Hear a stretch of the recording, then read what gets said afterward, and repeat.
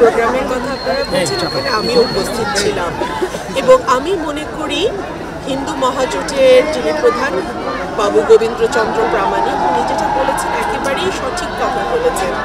বাংলাদেশে একটি রাজনৈতিক দল আওয়ামী লীগ তারা মনে করে হিন্দু ভোটগুলো তাদের একচ্ছত্র অধিকার এবং হিন্দুদের আর কোনো উপায় নেই আওয়ামী লীগকে ভোট দেওয়া ছাড়া, এবং এর ফলে যেটা হয় যে তারা মনে করে হিন্দুরা থাকলে ভোট, চলে গেলে জমি।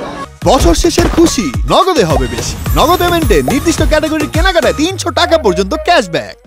সো এই কারণেই তারা যখন ক্ষমতায় আসে আমরা দেখি রামু, নাসিরনগর, রংপুর, কলমাকান্দা, কুমিল্লা, ঠাকুরগাঁ, বানরিপাড়া, অভয়নগর, যশোর, এইখানে যেই সংখ্যালঘুদের মারাত্মক নির্যাতন গত ১৫ বছর হয়েছে সেগুলো আওয়ামী লীগ ক্ষমতায় আসলে আমরা এই ধরনের নির্যাতন হতে দেখি, বিকজ তারা মনে করে যে ভোট না দিয়ে হিন্দুদের আর উপায় কি। আপনারা ইভেন এটাও দেখেছেন যে সাবেক প্রধানমন্ত্রী শেখ হাসিনার যেই কনস্টিটিউয়েন্সি, তার যেই মানে নির্বাচনী এলাকা, সেই কোটালী পাড়াতে বেনজির একজন পুলিশ কর্মকর্তা কিভাবে সংখ্যালঘুদের জায়গা দখল করেছে এবং কোনো রকম কোনো বিচার বা জবাবের মুখোমুখি তাকে হতে হয় নাই।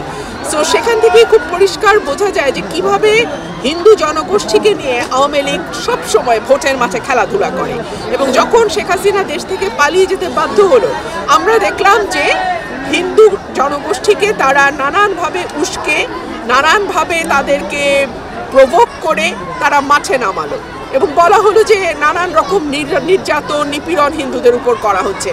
কিছু ঘটনা যে ঘটছে না তা কিন্তু নয়, কিছু ঘটনা নিশ্চয়ই ঘটছে, তবে সেই সঙ্গে এটাও মনে রাখতে হবে একটা সরকার যখন পরিবর্তন হয় এইভাবে বিপ্লব বা গণ অভ্যুত্থানের মধ্যে দিয়ে, তখন কিন্তু এই ধরনের ঘটনা ঘটে।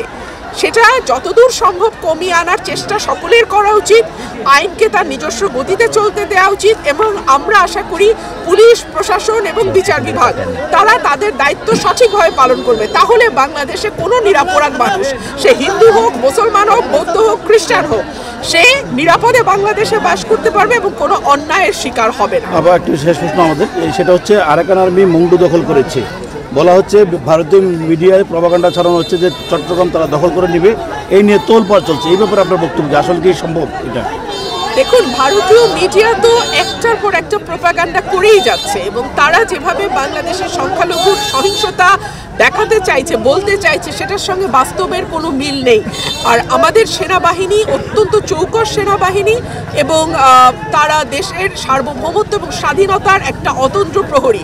সুতরাং বাংলাদেশে সেরকম কোনো ঝুঁকি যদি থেকে থাকে, ডেফিনেটলি বাংলাদেশের সরকার সেটা প্রাথমিকভাবে কূটনৈতিকভাবে সমস্যার সমাধানের চেষ্টা করবে, যদি না হয় যথোপযুক্ত ব্যবস্থা নিশ্চয়ই এই সরকার নেবে।